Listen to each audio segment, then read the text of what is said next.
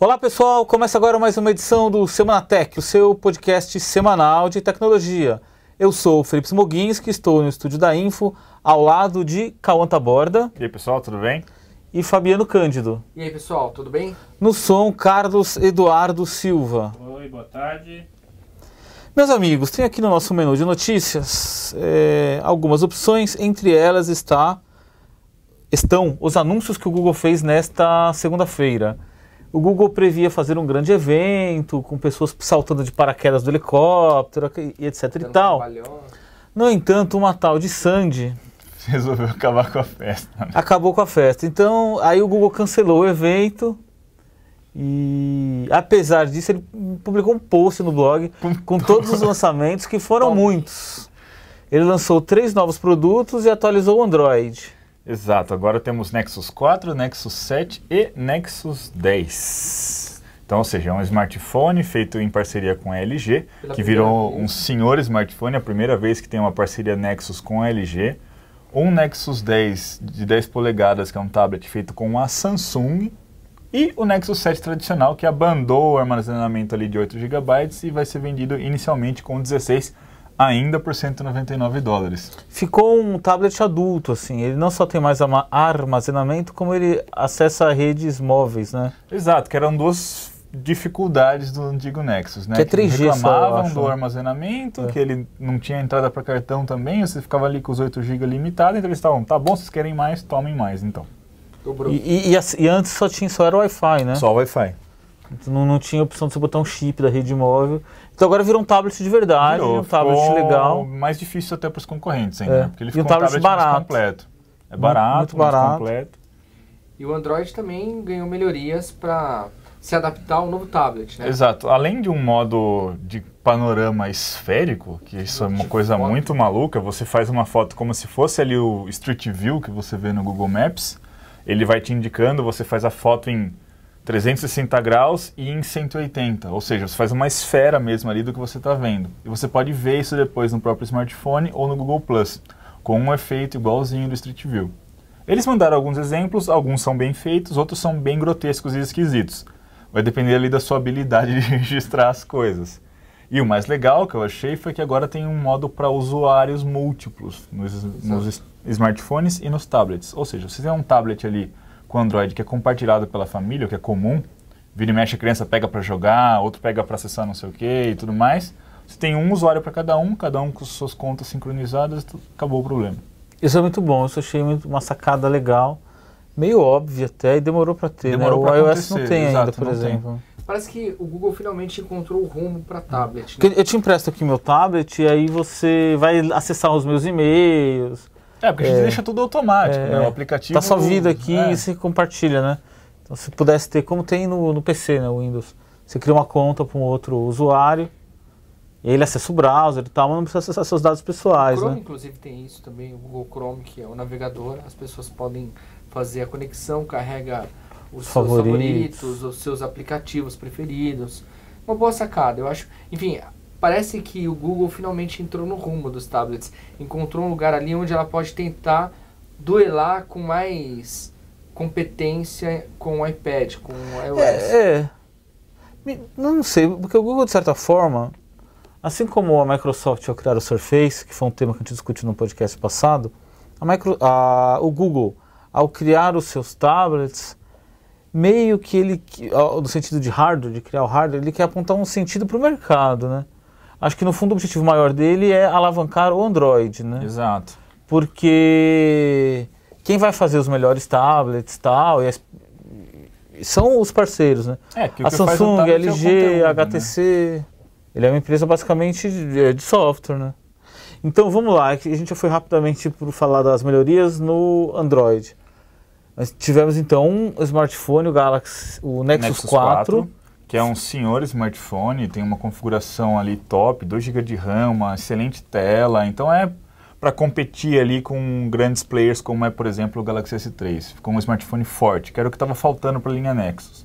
Os aparelhos Nexus já estavam muito abaixo dos topos de linha dos fabricantes. O Galaxy Nexus Agora não. Foi lançado ano passado, ele chegou um pouco aquém, inclusive, do Galaxy S2, que era o modelo mais antigo. por exemplo, na câmera e no processador. Mas, por exemplo, o Nexus 4, ele é abaixo do S3, se a gente comparar as especificações. Se a gente for ver ali na briga de benchmarks e tudo mais, eu acho que daria um empate técnico agora. A gente precisa colocar as mãos nele para saber de fato, mas matematicamente daria um empate técnico. Então, ótimo smartphone. É um ótimo smartphone. Tela boa, processador bom, 2 GPUs, uma para processar vídeos e gráficos, na verdade, e outra para processar, enfim, as aplicações. NFC, ele é equipado com tudo que existe. Um smartphone de ponta. Exato. Então o smartphone ficou muito mais poderoso, o tablet de 7 polegadas evoluiu, ficou como tem que ser, bem mais um tablet que pode se equiparar ao iPad mini. E aí uma novidade que é um tablet de 10 polegadas, que a linha Nexus não tinha. Para concorrer com o iPad. Ele tem uma resolução maior que Full HD também, a gente pode comparar ela ali com a resolução com a tela Retina, que não pode usar esse nome, né, porque a Retina é uma especificação patente da Apple, mas se a gente for ver seria isso, brigaria como um igual. Só que ele também é um pouco mais caro, né, então ele ali é um tablet que se equipara com recursos, mas também se equipara com preço. Ele não tem a vantagem dessa competitividade com a aquisição, né, mas é um ótimo tablet, parece ser um tablet bem funcional, assim. Até mais, inclusive, do que os próprios Galaxy Tab 2 da Samsung, por exemplo. Muito bem, tema número 2 do podcast, o Windows 8, que pode ser atualizado para quem tem XP, Vista, 7. Exato. Por apenas R$ 69,00. Exato, exatamente. Ele atende todo mundo, até quem tem o Windows pirata? Na verdade, são duas informações, né? A primeira é que o Windows 8, vou começar pela segunda, um pouco menos importante, enfim, vendeu já 4 milhões de cópias em 3 dias. É muita coisa. Ainda não foi divulgado o número oficial em relação ao 7, mas segundo o Steve Ballmer, o chefão da Microsoft, é o melhor número de vendas de toda a família Windows. A outra questão é o seguinte, dessas vendas, muitas foram upgrades, né? Foram feitas... Aliás, assim, desculpa te interromper, só tem 2 formas de você ter acesso ao Windows 8. Exato. Uma, você compra um computador novo, que já vem com o Windows 8 embarcado. A outra, você já tem um computador com Windows, qualquer Windows, XP, 7, e faz um upgrade para o Windows 8. Você não compra um DVD e pega a sua máquina com Linux, eu vou agora instalar o Windows 8. Sabe aquela pessoa que vai na Santa Efigênia e monta o PC e quer comprar uma versão full? Ainda não está disponível no Primeiro Brasil. você instala uma versão Ela antiga. Vai ser lançada ainda com mídia física mesmo, igual eles fizeram com os outros Não, melhor assim, para o desempenho do sistema e tal, você formata e instala do zero. Não, você pode fazer esse upgrade também. Na hora que você faz o upgrade... você manda ele para um pendrive, para um HD externo, ou você grava a mídia também. Dá mais trabalho. Né? Mas aí ele vai fazer, ele vai checar se você... Primeiro ele checa se você tem uma versão anterior. Se você tiver, você pode formatar o PC e reinstalar. E faz tudo isso. E o bom é que você paga só um valor de update, né? R$69,00. Agora, em tese, isso só deveria funcionar para quem tem cópias legítimas do Windows. Exato. Não é isso que está acontecendo.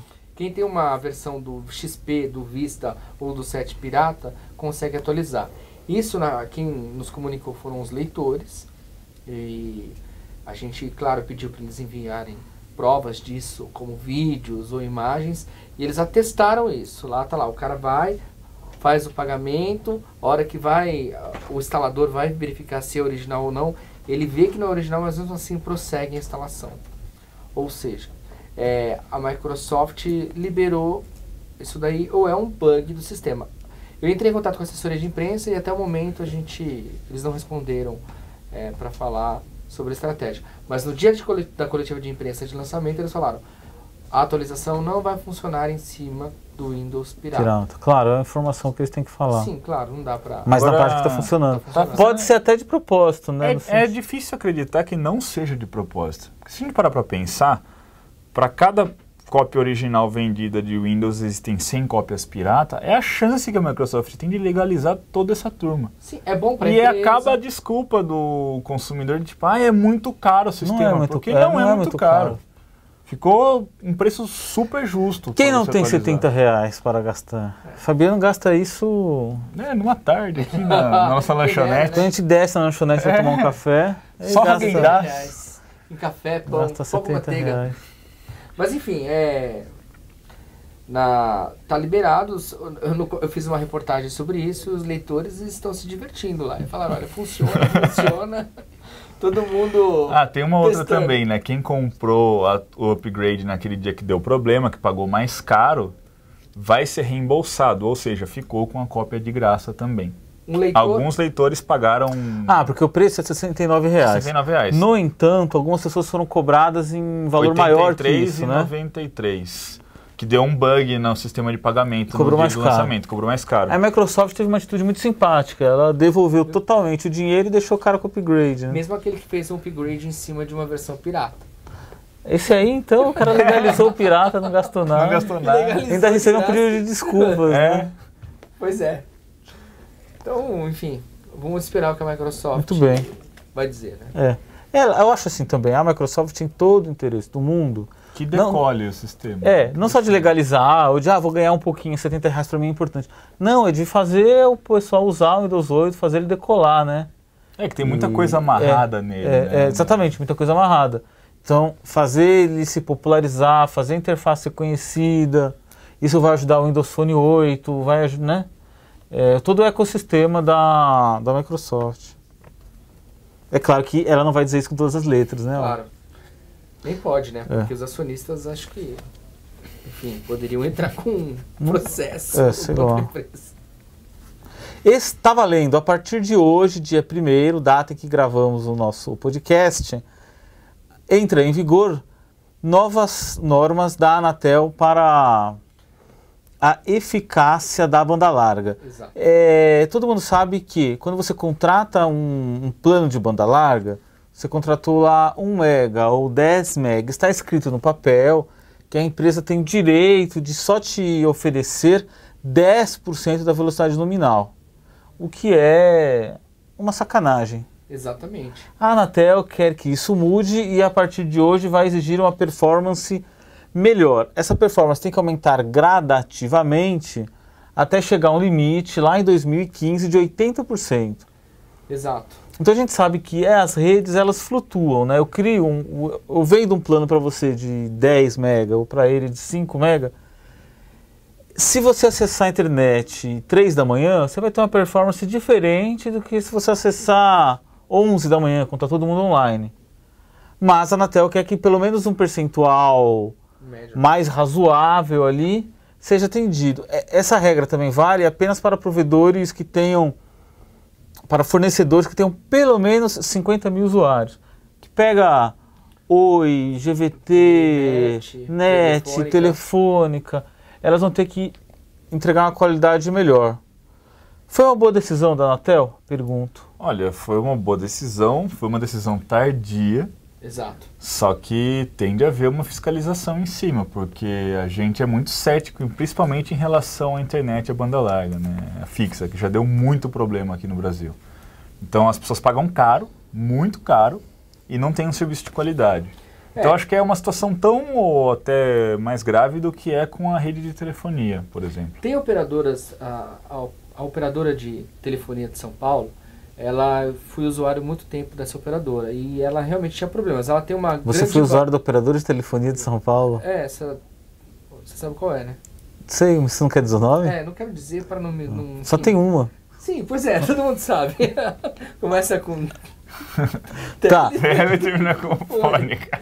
Ela nunca conseguiu, eu sempre fiz a medição aferição do sinal e sempre foi muito aquém do que ela prometia. Depois eu troquei para uma operadora de TV a cabo e essa consegue entregar ali quase 100%. Por quê? Porque essa outra empresa tinha mais usuários do que comportava o sistema dela. Enfim... Essa empresa de telefonia? De telefonia. Tinha muita gente, uma banda pequena. Exatamente. Tá. Ela sempre me entregava os 10%, ali como prometido no contrato. 10%? 10%. Para não bater em um player só, por exemplo, eu sou assinante da NET. E você é assinante de uma operadora de TV a cabo, que também tem serviço de uma... Frequentemente, a internet deles é derrubada. E não há nenhum tipo de ressarcimento na minha conta. Porque eu estou pagando um serviço que não está sendo entregue. Eu já liguei para reclamar algumas vezes, sempre aquele pepino para passar. Porque o PROCON determina que haja ressarcimento. Até os apagões que acontecem aqui. A NET teve um problema recentemente que muita gente em São Paulo ficou. É que aí chamou a atenção de muita gente. Mas se você vê esses problemas pontuais, tem que ter uma regulação, eu não sei, né? Que época que você assinava a operadora de telefonia? Há 3 anos. Eu acho que estava ruim muito o serviço naquela época. Acho que melhorou bastante. E da NET, eu acho que até ele piorou um pouco. Porque a empresa foi tão bem sucedida. Foi crescendo. Que entrou muitos novos usuários. Eu tenho uma percepção de que elas têm um desempenho mais ou menos similar, talvez ainda telefônico um pouquinho abaixo. E eu vejo assim, nos lugares em que tem GVT, a GVT está ali um degrau acima, tem um desempenho melhor. Agora, usuários mais satisfeitos. Mas essas regras da Anatel colocam um piso, um patamar para todos, que é um patamar mais elevado, que vai subindo, né? A proposta da Anatel poderia ser melhor, mas o que eu ia dizer é o seguinte, pela primeira vez a Anatel está trabalhando, eu acho. Tanto no governo Lula e no Fernando Henrique, quando começou a Anatel, quando teve a privatização das teles, eu sempre achei que a Anatel foi muito... molenga. Molenga com as operadoras, não mutava, não fazia lei, não abria aquele negócio para consulta pública para ver se a população estava ou não satisfeita.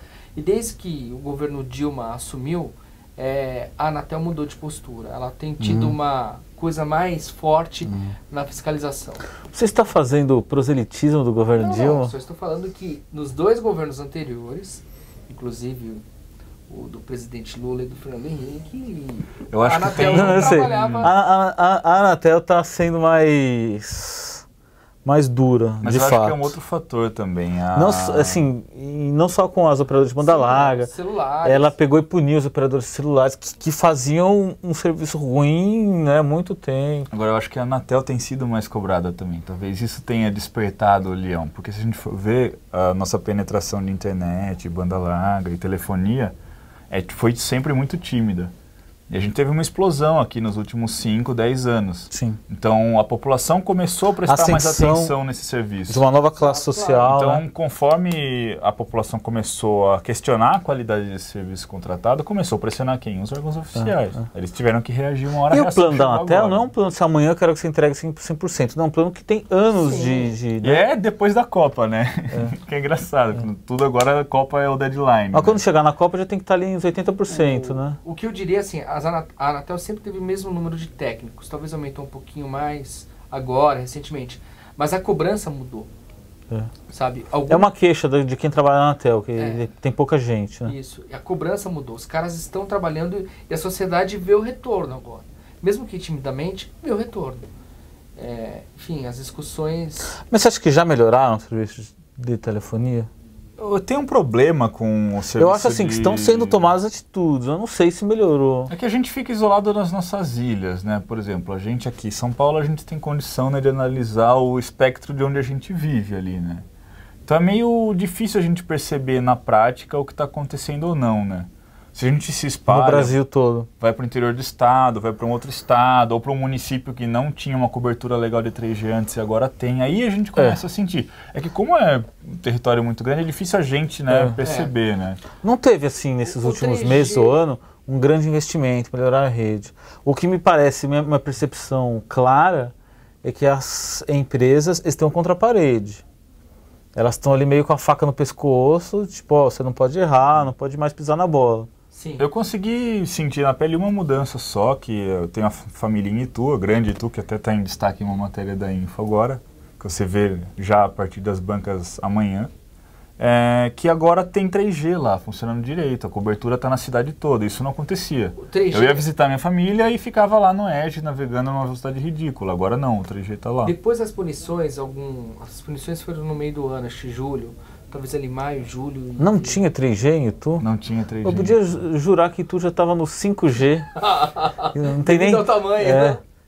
Uma tecnologia que não tem nem na Coreia do Sul, assim. Mania de grandeza e Itu não foi atrás, não deu certo. E tu não vê aquele orelhão gigante, assim... Aquele farol, semáforo, né? Na verdade, farol em São Paulo.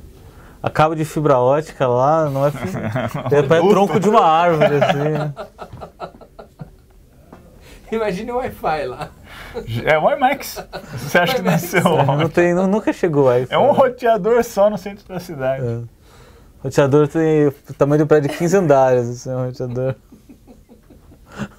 Fala, pode falar. Não, eu ia falar que o 3G deu uma melhorada, assim, eu acho que o 3G em São Paulo melhorou um pouco, na verdade, depois das punições. Não é ainda muito bom, mas as operadoras acho que trabalharam Aliás, para dimensionar. Eu vi uma notícia de que a TIM, esse negócio de tu...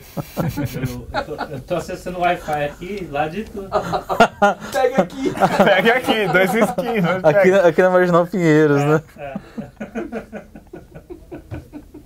Sabe que o Cauê ele não precisa contratar banda larga aqui em São Paulo, né? Ele usa da mãe dele lá de tudo. Ele tem um repetidor. Sinal que chega aqui, ele usa. Quer dizer que a TIM contratou uma consultoria independente para apurar as acusações que lhe foram imputadas. Então ela diz que foi uma injustiça, que é falsa a informação de que ela derrubava de propósito as ligações de quem tinha aquele plano Infinity, que você paga, não importa quantos minutos você fala, mas paga por chamada. Ela está fazendo um esforço para melhorar a sua imagem, inclusive querendo contestar isso. Só fica... assim, eu sei que todas foram punidas, as críticas são contra todas, mas quem saiu mais chamuscado foi a TIM, né? Ela foi vetada em mais estados. Mas o serviço da TIM era bem ruim, vamos falar o português claro. Enfim, quantas pessoas não reclamavam que recebia a ligação atendia, a ligação caía e a pessoa recebia olha, essa pessoa está disponível, aí você voltava a ligação novamente. Ou depois de alguns minutos a ligação caía. Assim, era, mesmo aqui na capital, aqui na região, no centro de São Paulo, isso era muito comum acontecer. Não, mas eu acho ótimo que eles vão usuários. atrás de se defender nisso e vão atrás de outros técnicos e tudo mais, porque mais sujeira ainda pode aparecer nesse processo, porque caso eles provem, por exemplo, que eles foram avaliados de uma forma injusta ou que teve uma diferença nos testes que foram feitos entre as operadoras, pode aparecer mais problemas de outras operadoras. Questionar o órgão também é legal, porque a gente não sabe quais são os métodos, como foi feito em detalhe. Então, acho que é importante ter essa transparência. Mas né? a Anatel ela agiu de acordo com o número de reclamações, né? Ela foi para cima da operadora com o maior número de reclamações. Sim, ela adotou um critério X. Não dá pra... que objetivamente colocava a TIM numa situação pior. Sim. A Vivo saiu melhor, né? A Vivo não chegou a ser punida, por exemplo. Isso, exatamente. Muito bem, senhores. Termina aqui mais uma edição do podcast. Temos encontro marcado na próxima quinta-feira. Bom feriado a todos. Até mais.